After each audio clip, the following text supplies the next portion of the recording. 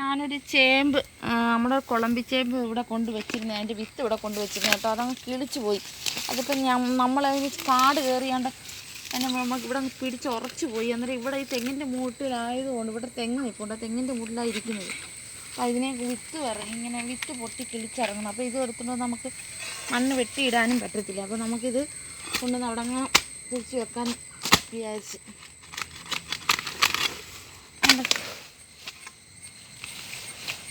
നമുക്ക് അവിടെ അങ്ങനെ കൊണ്ട് കുഴിച്ച് വെക്കാമെന്ന് വിചാരിച്ചുകൊണ്ട് ഉണ്ടോ അതങ്ങ് താന്നു പോയുണ്ട്. ഈ തെങ്ങിൻ്റെ മൂടായതുകൊണ്ട് ഈ ഭാഗത്തായതുകൊണ്ട് വേരായി തെങ്ങിൻ്റെ വേരായത് മൊത്തം.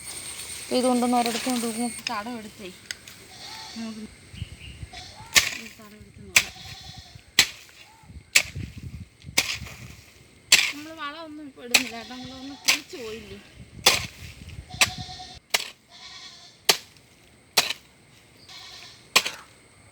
മൊത്തത്തിൽ കുഴിച്ച് വെക്കുന്നില്ല. ഇങ്ങനെ വെട്ടിക്കളയത് പൊട്ടി കിളിച്ചോളൂ.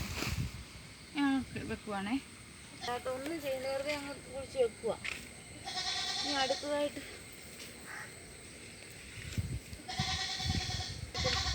ഇതായില്ലായിരുന്നു.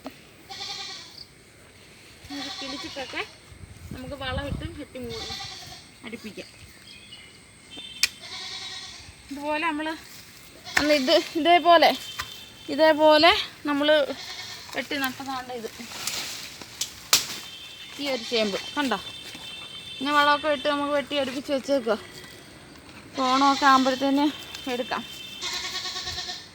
ഞാൻ ഒരു ചാക്കിനകത്ത് ഞാൻ നട്ട് വെച്ചിട്ടുണ്ട്. ഞാൻ ചാക്കിനകത്ത് കരിയില നിറച്ചിട്ട് ഞാൻ ചെയ്ത് നോക്കിയിട്ടുണ്ട്.